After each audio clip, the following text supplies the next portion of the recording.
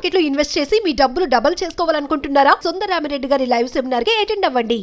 అమ్మ, ప్రతి మనిషికి తోడు అనేది చాలా అవసరం. అంటే ముఖ్యంగా అమ్మ తోడు వేరుంటుంది, నాన్న తోడు, పిల్లల తోడు, ఈ తోడులన్నీ డిఫరెంట్ ఉంటాయి. మనకు లైఫ్ పార్ట్నర్, మన జీవితంలో సగభాగం కావాలి అన్న తోడు అనేది, దాని ప్లేస్ అనేది డిఫరెంట్. ఆ స్పేస్ అనేది చాలా డిఫరెంట్, కంప్లీట్లీ డిఫరెంట్. సో అంటే కొందరికి విధిరాత అందరికి ఒకటిగా ఉండదు కాబట్టి మధ్యలో ఎన్నో ఘోరాలు, విడిపోవడాలు, లేకపోతే చనిపోవడాలు, ఇటు భార్య కానీ భర్త కానీ జరుగుతూ ఉంటుంది. సో అలాంటి వాళ్ళు మాకు ఒక పార్ట్నర్ కావాలి. ఎప్పుడైనా హెల్త్ ఇష్యూస్ వచ్చినప్పుడు అప్పుడు ఖచ్చితంగా మనకు ఒక తోడు కావాలి అనుకుంటాం. మనం పడుకునేటప్పుడు పక్కన ఒక పార్ట్నర్ ఉంటే, మనకు వచ్చిన పెయిన్ షేర్ చేస్తే మన కన్నీళ్లు తుడవనికి ఆ పార్ట్నర్ చేతితో తుడిపించుకునేంత విలువ ఎవ్వరు తుడిచినా కూడా రాదు, తీరదు. సో అంటే పార్ట్నర్కి, లైఫ్ పార్ట్నర్కి అంటే అంత ఇంపార్టెంట్. మరి అలా పార్ట్నర్ విధిరాతలో సుగంలో జీవితంలో వెళ్ళిపోయిన వాళ్ళకి మళ్ళా రెండో పెళ్లి అనేది నిజంగా మెచ్చుకోవాల్సిందే. బట్ దీనికి చాలా మంది నెగిటివ్ కూడా చెప్తారు. రెండో పెళ్లి చేసుకుంటే అదొక పెద్ద తప్పులాగా క్రియేట్ చేస్తారు. అది ఎంతవరకు కరెక్ట్ అమ్మా? నిజంగా అది కరెక్టా, రాంగా? నేను ఒకటే చెప్తానండి. ఇప్పుడు ఒక అమ్మాయి, ఒక ఆడవాతను లేకపోతే మగతను రెండో పెళ్లి చేసుకుంటే దానివల్ల సొసైటీకి ఏం నష్టమో నాకు చెప్పండి. సొసైటీకి ఎప్పుడు నష్టం జరుగుతుందంటే, వాళ్ళు చేసుకున్న పెళ్లి వల్ల సొసైటీకి ఏమన్నా నష్టం జరిగితే, యాంటీ సోషల్ యాక్టివిటీ అయితే ఎస్, నువ్వు దాని గురించి మాట్లాడు. అది వాళ్ళ వ్యక్తిగత జీవితం అండి. మీరెవరు, నేనెవరు మాట్లాడడానికి? ఎందుకు వాళ్ళు మళ్ళీ విడిపోయారో, మళ్ళీ ఇప్పుడు ఎందుకు పెళ్లి చేసుకోవాలనుకుంటున్నారో మీకు నాకు సంబంధం లేని విషయం కదా.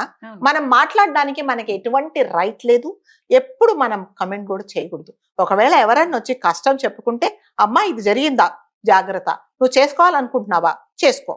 అది ఎప్పుడు కూడా మనము ఎవ్వరికి ఈ పెళ్లి విషయంలో కానీ విడాకుల విషయంలో కానీ ఎప్పుడు మనం సలహాలు ఇవ్వకూడదండి. Correct, okay? ఎప్పుడు ఇవ్వకూడదు.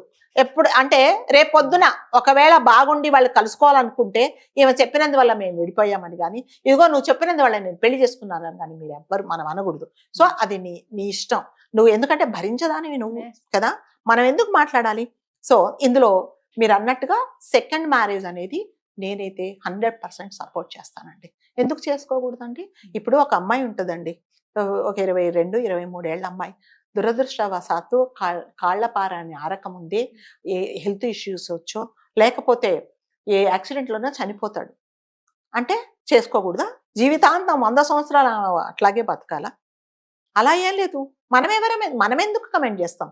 సో కాబట్టి తప్పకుండా చేసుకోవచ్చండి. కాకపోతే ఏంటంటే, ఇప్పుడు పెళ్లి చేసుకున్న అమ్మాయికి ఆ భర్తతో 100 సంవత్సరాలు కలిసి ఉండాలనే ఒక ఆశలతో ఉంటది కాబట్టి, ఆమె ఊహించింది తన జీవితంలో జరిగిపోయింది కాబట్టి చుట్టుపక్కల ఉండేవాళ్ళు గుచ్చడం మానేయాలి ఫస్ట్ ఆఫ్ ఆల్. సో నువ్వు మా ఇంటికి వచ్చావు, నా కొడుకు చనిపోయాడు, నీ వల్లే చనిపోయాడు, నువ్వు దురదృష్టవంతురాలివి, నీ రాత అంతే, ఇలాంటి మాటలు చాలా మంది మాట్లాడతారండి. ఓకే, అది చాలా చాలా బాధాకరం. సో ఇప్పుడు భర్తను పోగొట్టుకున్న అమ్మాయి ఆ చిన్న ఏజ్ లో ఎంత ఫేస్ చేస్తుందండి. సో నువ్వు మాట్లాడకు. నీకు ఇప్పుడు ఒకవేళ అమ్మాయి కష్టం తీర్చే మంచి మనసు నీకు లేకపోతే పక్కకు వెళ్ళిపో. ఆమె గురించి నువ్వు మాట్లాడకు. సో తల్లిదండ్రులు మరి ముఖ్యంగా తెలుసుకోవాల్సింది ఏంటంటే, ఆ అమ్మాయికి కొంచెం టైం ఇవ్వండి, ఆ బాధలో నుంచి బయటికి రానివ్వండి, ఆ అయిన గాయము మాననివ్వండి. ఆ మానక ముందే ఇది కట్టేసుకో, నువ్వు పెళ్లి చేసుకో అంటున్నారు. సో అమ్మాయికి అసలు పెళ్లి చేసుకోవాలని ఉందో లేదో, లేకపోతే కొన్ని రోజులు ఒంటరిగా ఉందామనిందో, ఏమో తన డెసిషన్ ఎందుకు వెంటపడి మళ్ళీ పెళ్లి చేసి మళ్ళీ ఇంకొకటి ఏదో జరిగి అంటే మళ్ళీ చనిపోవడమో, లేకపోతే చెప్పలేమండి. మన రాత బాగాలేకపోతే మన చేతుల్లో లేనిది. సో తల్లిదండ్రులు దయచేసి ఇలాంటి జరిగినప్పుడు, ట్రాజడీ జరిగినప్పుడు మాత్రము పిల్లలకు కొంచెం టైం ఇవ్వండి. Let them take their own time. ఒకవేళ అమ్మాయి మెంటల్ గా ప్రిపేర్ అయిపోయి, అమ్మా నేను పెళ్లి చేసుకుంటానంటే మీరు సంబంధాలు వెతకడం మొదలు పెట్టండి. ఇదిగో పక్కన వాళ్ళు అడుగుతున్నారు, మీ అమ్మాయి భర్త పోయి చాలా రోజులు అయింది కదా, ఎప్పుడు పెళ్లి చేస్తున్నారు అని అడిగే వాళ్ళను చెప్పు తీసుకొని మొహం మీద కొట్టండి. వాళ్ళకి సంబంధం లేని విషయాలండి. ఈ పక్కన చుట్టుపక్కల వాళ్లకు అనవసర విషయాలన్నీ మాట్లాడాలి. సో అందుకని వాళ్ళ గురించి మీరు రెస్పాండ్ అవ్వకండి.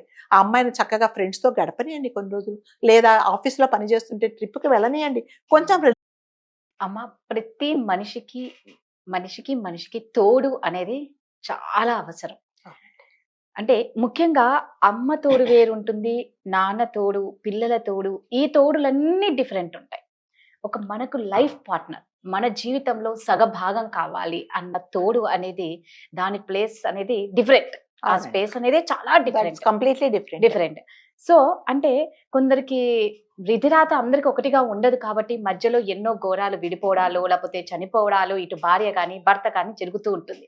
సో అలాంటి వాళ్ళు మాకు ఒక పార్ట్నర్ కావాలి. ఎప్పుడైనా హెల్త్ ఇష్యూస్ వచ్చినప్పుడు అప్పుడు ఖచ్చితంగా మనకు ఒక తోడు కావాలి అనుకుంటాం. మనం పడుకునేటప్పుడు పక్కన ఒక పార్ట్నర్ ఉంటే, మనకు వచ్చిన పెయిన్ షేర్ చేస్తే మన కన్నీళ్లు తుడవనికి ఆ పార్ట్నర్ చేతితో తుడిపించుకునేంత విలువ ఎవ్వరు తుడిచినా కూడా రాదు, తీరదు.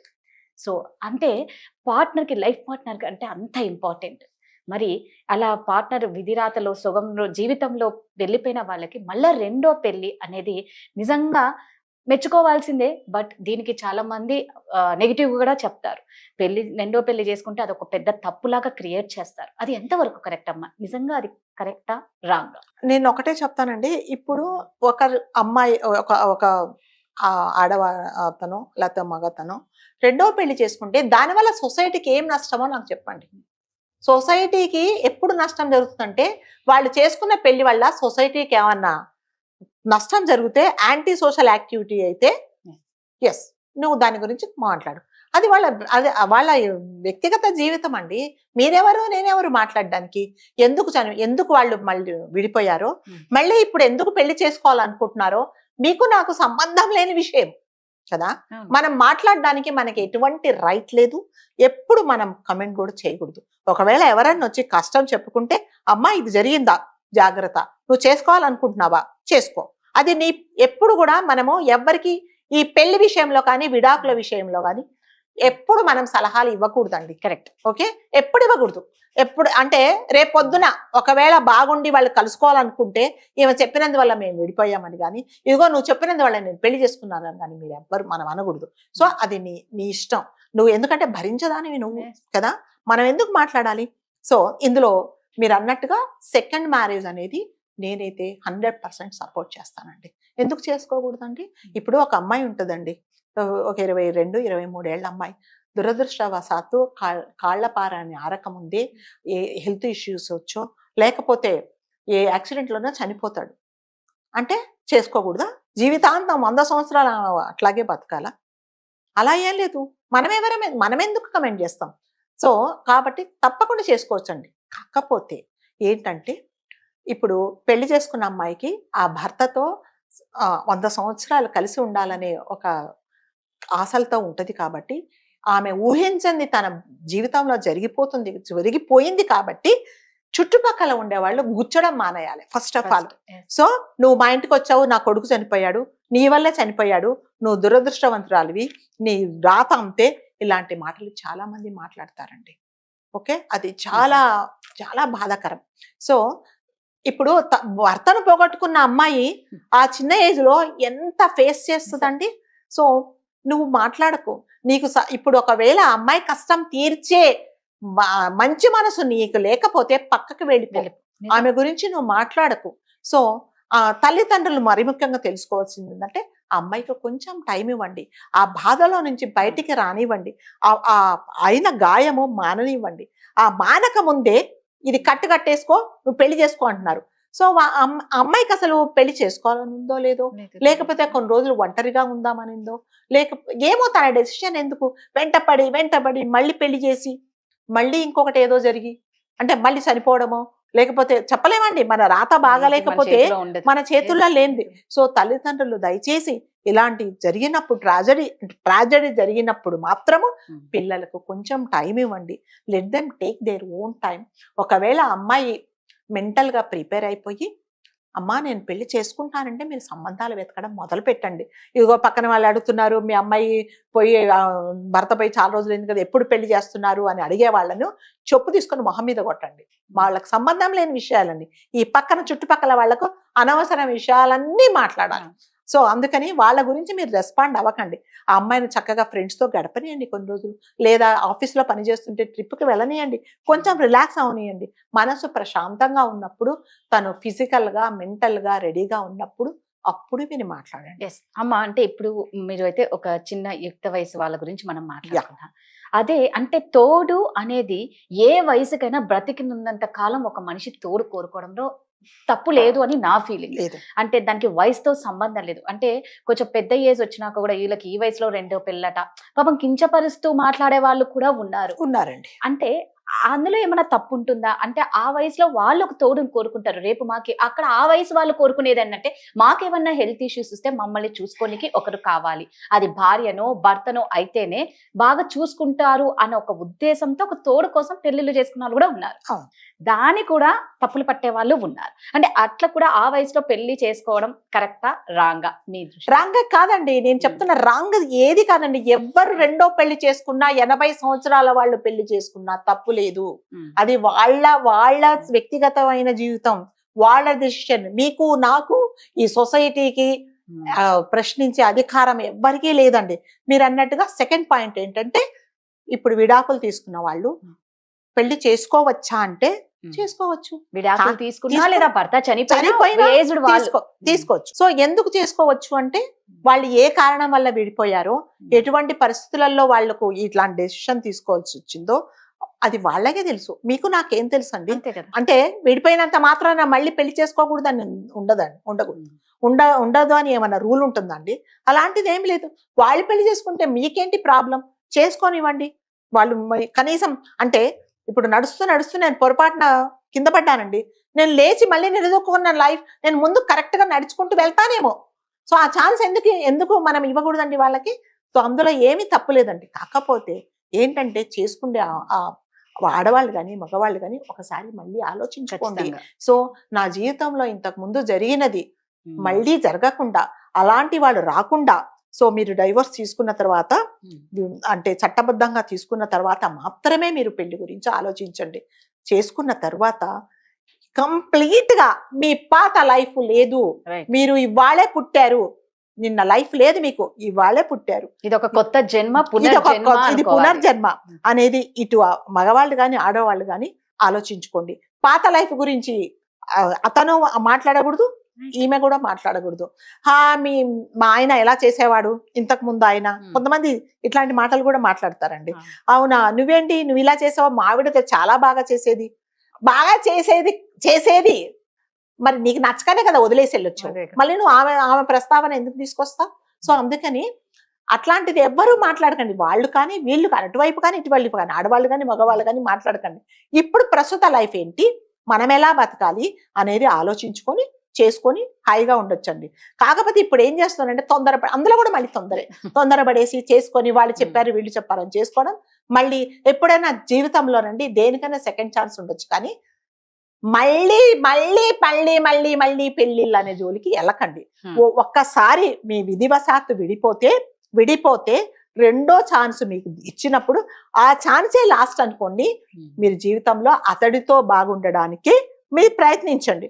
సో విడిపోవడం అనేది ఎప్పుడు జరుగుతుందంటే, ఇంకా అతడు అంటే మీరు అన్నట్టుగా అతను ఫ్యామిలీ లైఫ్కు పనికిరానప్పుడు, లేకపోతే అతనికి ఇంకొక సంబంధాలు ఉన్నప్పుడు, లేకపోతే మీకు అబద్ధాలు చెప్పి వేరే తిరుగుతున్నప్పుడు, ఓకే, అటువైపు కానీ ఇటువైపు కానీ మీరు విడాకులు తీసుకుంటారు. సో ఆ తప్పులు ఏవైతే అతను చేశాడో మీరు చేశారో అవి మళ్ళీ జరగకుండా ఈ లైఫ్లో మీరు చూసుకోండి. అంతేగాని చేసేసుకొని మళ్ళీ లేదండి ఫస్ట్ చెడిపోయింది, రెండోది కూడా నాకు వచ్చి రాలేదండి, ఎన్ని ఛాన్సులు తీసుకుంటావు కదా? ఈ లైఫ్ ఏంటో ఇప్పుడు తీసుకున్నావు కదా, ఇప్పుడే నీ డెసిషన్ ఏంటో మార్చుకొని ఇప్పుడే రెక్టిఫై చేసుకొని అతనితో సుఖంగా ఉండడానికి ట్రై చేయి. నీకు నచ్చలేదు ఏమండి, ఇదిగోండి నాకు నచ్చదు, ఇదిగో అమ్మా ఇది నాకు నచ్చదు అని మీరిద్దరు మాట్లాడుకొని ఉండండి. అంటే జనరల్ గా అంటే కొంతమంది అంటే ఈ మధ్య కాలంలోనండి పెళ్లి చేసుకోవడానికి తొందరే, విడాకులు తీసుకోవడానికి కూడా తొందరే. సో అలాంటి వాళ్ళు కూడా తొందరపడి ఎప్పుడైనానండి రాధగారు జీవితంలో దేనికి మనం తొందరపడి డెసిషన్ తీసుకోకూడదండి. ఆవేశంలో తీసుకున్న డెసిషన్స్ ఎప్పుడు కరెక్ట్ కావు. ఒక్కసారి ఆలోచించుకొని మీరు కరెక్ట్ గా నిర్ణయం తీసుకొని చుట్టుపక్కల వాళ్ళు మిమ్మల్ని ఇన్ఫ్లుయెన్స్ చేయకుండా మీ డెసిషన్ మీరు తీసుకొని చేసుకోండి. ఓకే, థర్డ్ పాయింట్ ఏంటంటే, ఇది మూడో వాళ్ళు, ఏది భర్త చనిపోయిన వాళ్ళు భార్య చనిపోయిన వాళ్ళు ఒక ఏజ్ వచ్చిన తర్వాత 60, 70, 55 years వచ్చిన తర్వాత పిల్లల బాధ్యతలు అంతా తీరిపోయి పిల్లలు మిమ్మల్ని చూసుకోలేని పరిస్థితిలో ఉన్నా కూడా చూసుకోవటం లేదు అనుకున్నప్పుడు మీ ఇద్దరు అంటే ఏదో 2-3 వాళ్ళు కొంతమంది కూడా కండక్ట్ చేస్తున్నారండి ఇప్పుడు 50-60 years దాటిన వాళ్ళకు కూడా మళ్ళీ రెండో వివాహం అని చెప్పేసి కానీ ఆవిడెవరో బాగానే చేస్తున్నారు పాపం. సో అలాంటి చేసుకున్నా కూడా తప్పు లేదండి. కాకపోతే ఏంటంటే ఫైనాన్షియల్ గా ఏముందో అది మీరు ముందే మాట్లాడుకోండి. ఇప్పుడు నాకు పిల్లలు ఉన్నారు, మీకు పిల్లలు ఉన్నారు, సో అందుకే ఇప్పుడు ఆ ఆస్తుపాస్తులు ఏమిటో అవన్నీ ముందు మాట్లాడుకొని చేసుకోండి. లేదు నిజంగా మీకు కానీ అతనికి కానీ చాలా పెద్ద మనసు ఉంటే నీ పిల్లలు నా పిల్లలు అనుకోకుండా మన పిల్లలు అనుకొని మనం అందరం కలిసి ఉందామని కాపురం చేసుకుంటే కూడా చాలా బాగుంటుంది. ఆ ఏజ్ లో 60 years లో 55 years లో ఏం ఉండదండి. ఏ ఫిజికల్ నీడ్స్ ఏమీ ఉండవండి. ఒక మనిషికి తోడు అనేదే ఉంటుంది. సో మనం పొద్దునంతా కష్టపడి ఇంటికి వచ్చిన తర్వాత మన కోసం ఒక మనిషి ఉన్నాడు అనే చూసుకుంటాం కానీ ఇక మిగతా ఆలోచనలు 99.9% ఉండవు. ఒకవేళ ఉంటే దానికి మనం ఎటువంటి అబ్జెక్షన్ చెప్పడానికి వీళ్ళదు. అది మనిషిని బట్టి ఉంటుందండి. నువ్వు పాయింట్అవుట్ చేయాల్సిన అవసరం ఏమీ లేదు. అందుకని విడాకులు తీసుకున్న తర్వాత కానీ భర్త కానీ భార్య కానీ చనిపోయిన వాళ్ళు చేసుకున్నప్పుడు మాత్రం ఒకసారి ఆలోచించుకోండి. పక్కన వాళ్ళు ఇన్ఫ్లుయెన్స్ చేస్తే మీరు ఇన్ఫ్లుయెన్స్ అవ్వకండి. మరి ముఖ్యంగా పిల్లలకు చెప్పి పిల్లల పర్మిషన్ తీసుకొని చేసుకోండి. ఒకవేళ పర్మిషన్ ఇవ్వకుండా నువ్వు చేసుకోకూడదు అనుకుంటే నీ డెసిషన్ నువ్వు తీసుకో. మరి నువ్వు చూడట్లేదు, నాకు రేపు ఆరోగ్యం బాగలేనప్పుడు నేను మంచాన పడితే నాకు ఒక గ్లాసు మంచినీళ్ళు ఇచ్చేవాళ్ళు కావాలని నేను చేసుకుంటున్నానని పిల్లలకు ధైర్యంగా చెప్పండి. కానీ ఇల్లీగల్ కాంటాక్ట్స్ అనేది పెట్టుకోవద్దండి. దానివల్ల అనర్థాలే జరుగుతాయి తప్ప ఏమి జరగవు. ఈ ఆఫీసులలో ఎక్కడెక్కడ పని చేసేవాళ్ళు చేసే పని లేదంటే ఇలాంటివే. భర్తకు తెలియకుండా భార్యకు తెలియకుండా భర్త అటుపోయి ఇటుపోయి రేపొద్దున వాడు చంపి వీడు చంపి ఇలాంటివి అనర్థాలు తెచ్చుకోకుండా లీగల్ గా ఏదైనా ప్రొసీడ్ అవి చేసుకోండి. సంతోషంగానే ఉంటారండి. అలా చేసుకోకూడదు మీరు అన్నట్టుగా రెండవ పెళ్లి చేసుకోకూడదు అనేది ఎక్కడా లేదండి. అంటే రెండవ పెళ్లి చేసుకున్నంత మాత్రాన సొసైటీకి జరిగే నష్టం ఏమి లేదు. సొసైటీకి ఎటువంటి నష్టం లేదు. సొసైటీ ఒకవేళ మీ గురించి మాట్లాడుకుంటే ఈ రోజే మాట్లాడుకుంటది, మళ్ళీ రేపొద్దున ఇంకొక కొత్తది జరుగుతుంది, దాని గురించి మాట్లాడుకుంటుంది. సో వాళ్ళ పనులు వాళ్ళు చేసుకుంటారు. సొసైటీ గురించి మీరు పట్టించుకోవద్దండి. కాకపోతే ఏంటంటే కింద పడ్డారు కాబట్టి మళ్ళీ లేచి మళ్ళీ దెబ్బ తగలకుండా జాగ్రత్తగా మీరు కొత్త పార్ట్నర్తో లైఫ్ సాధించండి. సూపర్ అమ్మా, థ్యాంక్ యూ.